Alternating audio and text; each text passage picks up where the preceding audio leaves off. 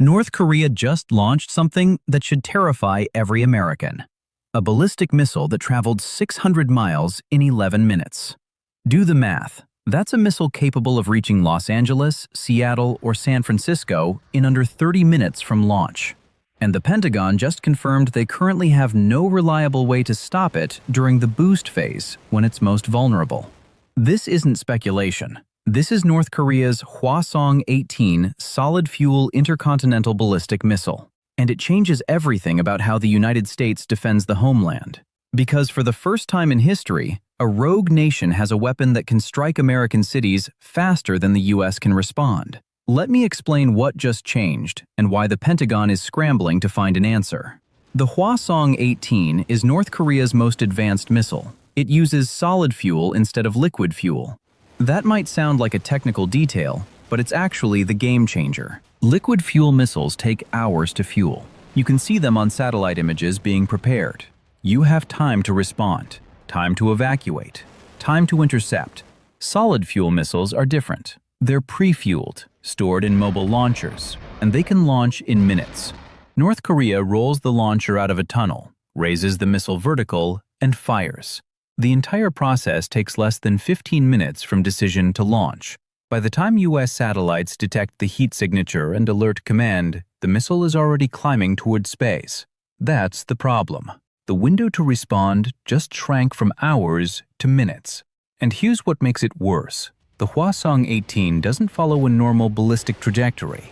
It uses a technique called lofted trajectory.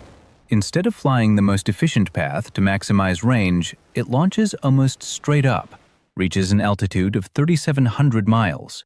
That's 15 times higher than the International Space Station. Then it comes screaming back down at speeds exceeding 15,000 miles per hour, Mach 20. That's 20 times the speed of sound. At that velocity, the re-entry vehicle glows white-hot from atmospheric friction, and U.S. missile defense systems designed to intercept during mid-course flight have maybe 3 to 5 minutes to detect, track, calculate, intercept, and launch. It's not enough time.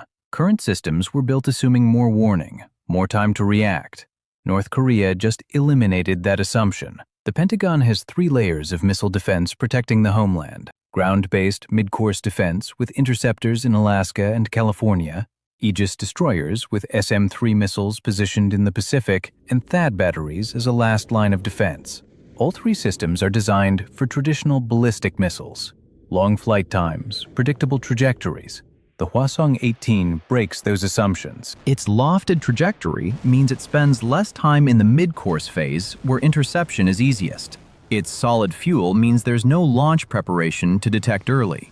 And its speed means interceptors have seconds to react instead of minutes. The math doesn't work. Even if everything goes perfectly, U.S. defense systems have, at best, a 30 to 40% chance of a successful intercept against this type of threat.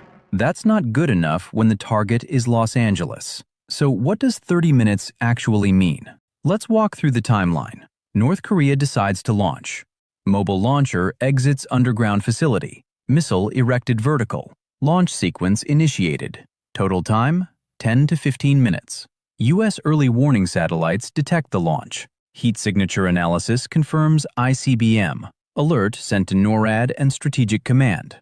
Total time, 90 seconds. Missile reaches boost phase traveling 4 miles per second. Too fast for boost phase intercept, which requires aircraft or ships positioned near North Korea. U.S. assets aren't there. Can't respond. Total time, 3 minutes into flight. Missile enters mid-course phase at 3,700 miles altitude. Ground-based interceptors in Alaska calculate intercept trajectory and launch. Flight time to intercept, 8 to 10 minutes. Total elapsed time, 15 minutes. If intercept fails, THAAD batteries on the West Coast get one final attempt during terminal phase. Intercept window, 90 seconds. Total time from launch to impact if all defenses fail, 28 to 32 minutes. That's faster than most people's commute to work. And here's the part that should worry everyone. North Korea doesn't need 100 of these missiles. They need 5, maybe 10. The United States has 44 ground-based interceptors total, 20 in Alaska, 4 in California. Each interceptor costs $75 million. Each one has a test success rate of around 55%. You don't fire one interceptor per incoming missile. You fire 4 or 5 to ensure a kill. Do the math. If North Korea launches 10 Hwasong-18 missiles simultaneously, the US fires 40 to 50 interceptors trying to stop them. Even with perfect execution, 2 or 3 missiles likely get through. 2 or 3 nuclear warheads detonate over American cities. Millions dead. That's the nightmare scenario the Pentagon is planning for right now. But there's a bigger problem. The Hwasong-18 proves North Korea has mastered solid-fuel ICBM technology. That means they can build more. Smaller versions, submarine-launched versions, mobile versions that hide in tunnels across the country. The U.S. currently tracks maybe 20 to 30 North Korean ICBM launchers, but solid-fuel missiles can be stored anywhere. Underground facilities, mountain tunnels, mobile launchers disguised as civilian trucks. Satellite surveillance can't track what it can't see. And if North Korea builds 50 or 100 of these systems, U.S. missile defense becomes mathematically impossible. You can't intercept what you can't count. You can't defend against saturated attacks when interceptors cost $75 million each and success rates hover around 50%. So what is the Pentagon doing about this? 3 things. First, upgrading ground-based interceptors with new kill vehicles that have better tracking and maneuverability. Won't be ready until 2028 at earliest. Second, deploying more Aegis destroyers with SM-3 Block 2A interceptors to the Pacific. Increases coverage, but doesn't solve the speed problem. Third, researching directed energy weapons and hypersonic interceptors that can respond faster. These technologies won't be operational for another decade. In other words, the Pentagon has no immediate solution.